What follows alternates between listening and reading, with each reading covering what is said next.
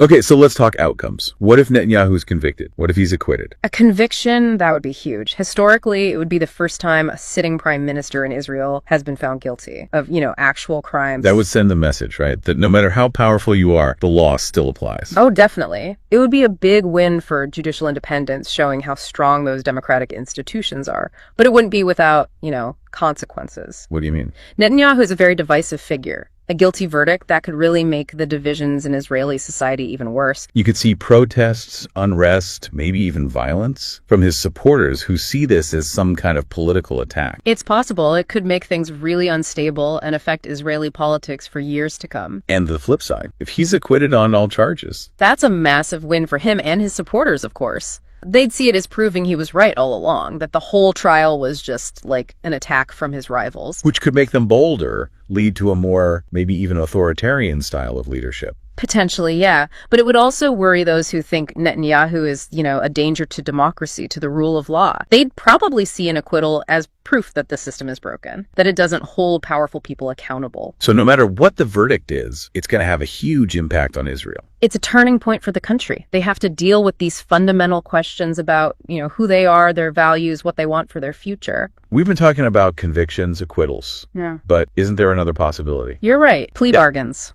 Yes. Those deals where both sides, compromise a little to avoid the risks of going through a whole trial. Exactly. It's a way to end things without a clear winner or loser. Netanyahu could plead guilty to some less serious charges, get a lighter sentence, maybe even immunity from some things. It's faster, but probably wouldn't make anyone happy. Yeah, it wouldn't really fix the divisions, would it? Netanyahu's supporters would say he was forced into it. His critics would say he got off easy. So even a plea bargain wouldn't necessarily bring closure or healing. That's the thing with these complicated situations, even in law, where we want things to be clear-cut. Sometimes you just end up with ambiguity, a feeling that justice wasn't really served. It makes you realize that the search for justice isn't always neat and tidy. Right. It's a reminder that we have to grapple with these tough questions, be open to different perspectives, except that the road to justice isn't always a straight line. It's a journey, not a destination. And it requires us to stay involved, to keep paying attention. Exactly. And that applies to every democracy, not just Israel. We have to hold our leaders accountable, make sure the law applies equally to everyone. We've focused a lot on what might happen within Israel, but you said earlier this case has global implications. What are some of the bigger lessons other democracies can take away from all this? The main one. Corruption can happen anywhere. It's not just a problem for poorer countries or ones with weak governments. It can happen in any nation. And corruption is not just like a legal or ethical problem. It's a threat to democracy itself. Oh, for sure. It destroys trust, weakens the rule of law, creates a system that benefits the powerful and leaves everyone else behind. And a lot of times, corruption goes hand in hand with other dangers to democracy. Like attacking the media, trying to silence people who disagree. Yeah. Weakening the institutions meant to keep power in check. Exactly. So what can we do? How do we protect ourselves from corruption? That's the big question. It takes a multi-pronged approach. You need strong laws, independent court, and law enforcement that can actually investigate and prosecute no matter who it is. But laws and institutions aren't enough, are they? You're right. We need a culture of transparency, accountability, encourage whistleblowers, protect those who speak truth to power, demand ethical behavior from our leaders. And we can't forget a free and independent press. That's how we hold power accountable. It's so important. Unfortunately, we're seeing attacks on the media in so many places. Attempts to shut down critical voices, discredit journalists, spread lies. That's terrifying. A free press is essential for a healthy democracy. It's the watchdog that keeps those in power from going too far. And it's up to all of us to support and defend it. Be smart about the information we consume. Push back against those trying to undermine its credibility. We have to think critically, question everything, look for different perspectives, Yeah. and be wary of anyone trying to manipulate us with easy answers or emotional appeals. It's about having respectful conversations, especially when we don't agree. It's about listening to each other, understanding each other's points of view, finding common ground. Because ultimately, democracy needs dialogue. It needs people exchanging ideas, being able to find solutions through reason and compromise. Exactly. It's messy, it's hard, it doesn't always lead to neat solutions, but it's the best way we know to make sure power is held accountable. that individual rights are protected, that we can adapt and grow as a society. As we wrap up this deep dive, I think the message is clear. The challenges Israel is facing aren't unique to Israel. They're part of a global fight to protect and strengthen democracy in a really complicated world. And it's a fight that demands our attention, our participation, our commitment to justice, equality, and freedom. It's a reminder that we all have a part to play in building the future we want. Absolutely.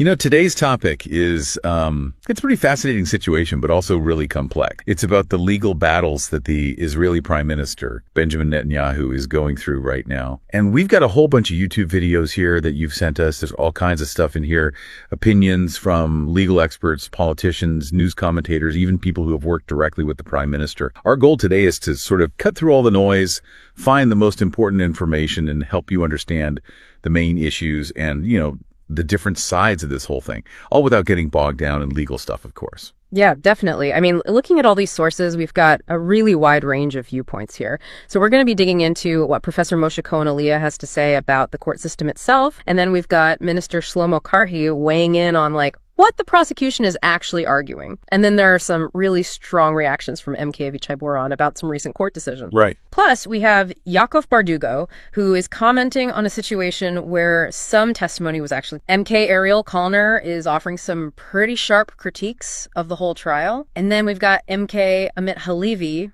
who's looking at the bigger picture, what this all means for democracy in Israel. And that's not even all of it. Oh, no, not even close. We've also got these discussions about how the media has been covering this trial, especially a news site called Walla. And then, get this, we're actually going to hear directly from David Sharan, an advisor to Prime Minister Netanyahu himself, about his experience with this whole investigation. It's a lot to get through, but stick with us, because by the time we're done with this deep dive, you should have a much clearer picture of what the central arguments are here and what some of the big concerns are. Definitely. Okay, so let's dive in. Why don't we start with some of the basics, just to set the stage? Okay, sounds good. Well, looking through these sources, it's clear that Prime Minister Netanyahu is right now in the middle of giving testimony in what's often referred to as Case 4000.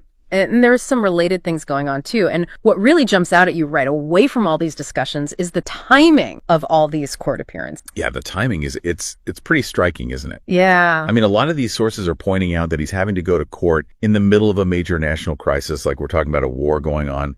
MK Amit Halevi, for example, he doesn't hold back at all. He straight up calls it absurd that the prime minister is being forced to show up in court 3 times a week when the country is facing such serious security threats. It really makes you think about, what should be the priority at a time like this. Oh, it definitely does. And it's not just how often he's in court either. A lot of sources mention this fact that the defense team has actually been given a very limited amount of time in court to present their side of the story, their testimony. The idea seems to be that after a certain point, they're going to have to submit all their remaining arguments in writing. And you can tell that this is something that the defense team is really not happy about. Yeah, I can imagine. It makes you wonder if they feel like they're really getting a fair shot to make their case, especially with a trial this complex and this high profile, Exactly.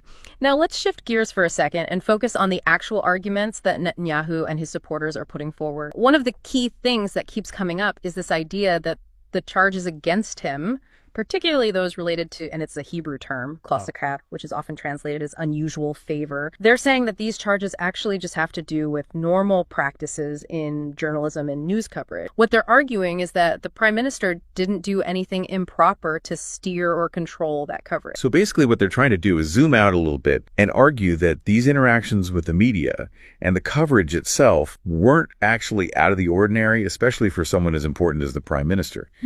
They want to make the case that this was just normal business, Right, exactly. And to back that up, the defense is reportedly pulling out examples of specific news stories that are actually mentioned in the indictment, the formal set of charges against him. And they're pointing out that these same stories were covered by a whole bunch of other news outlets too. The point they're making is that Walla, this news site, wasn't the only one covering these things. They weren't giving Netanyahu some kind of special treatment. Right.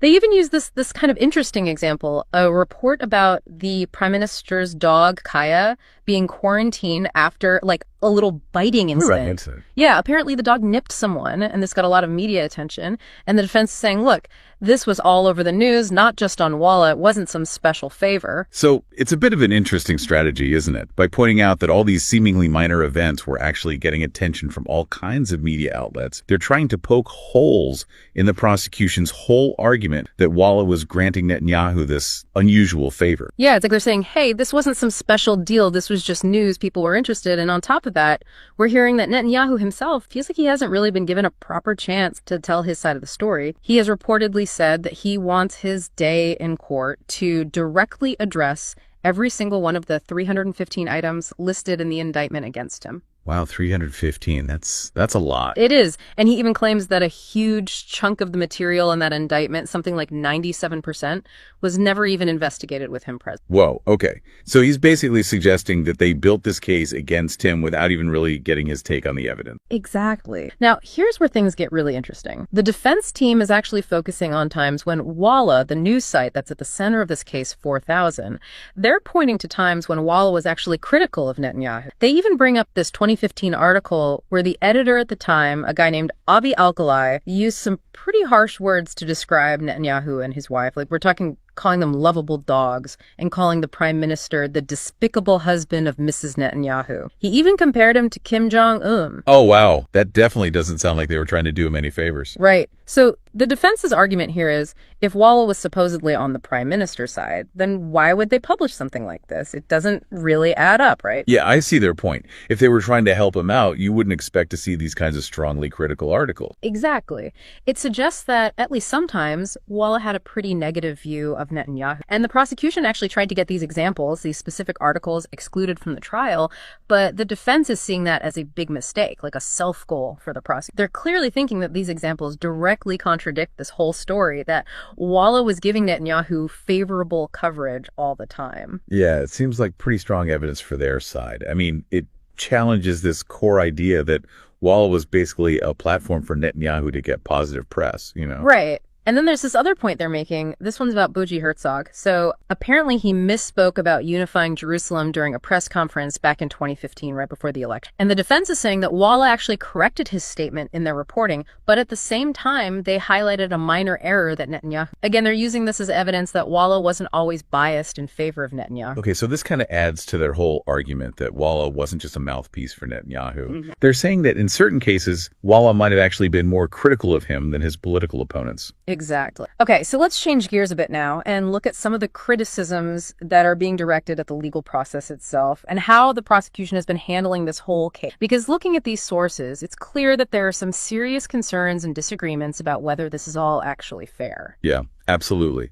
We see several key figures expressing real doubts about the justice system and the prosecution's conduct. For example, MK Avi Boran was reportedly really upset, like stormy is the word that's used, after the judges made a decision related to Netanyahu's testimony. And MK Ariel Kalner is said to have given some sharp criticism, which tells you there's a lot of dissatisfaction with how things are going. And it goes beyond just a general feeling of unease, too. MK Hanak Milvitsky actually says that he has no faith in the judicial system, especially when it comes to people on the right side of the political. He even says that he believes Netanyahu has almost no chance of being found not guilty, no matter what evidence is presented in court.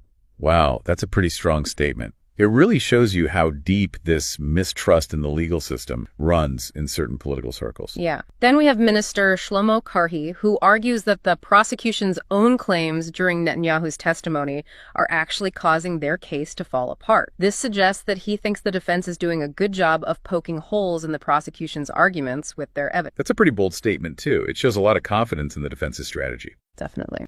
And then one of the strongest criticisms comes from Professor Moshe Cohen-Aliyah. The title of his YouTube video alone is pretty intense. It says that the elites want to carry out a targeted killing of Netanyahu using the legal system. And he says that against power, you need power. This is a serious accusation that this prosecution is politically motivated. It definitely frames this whole trial not as a quest for justice, but as a way to get Netanyahu out of power. Right.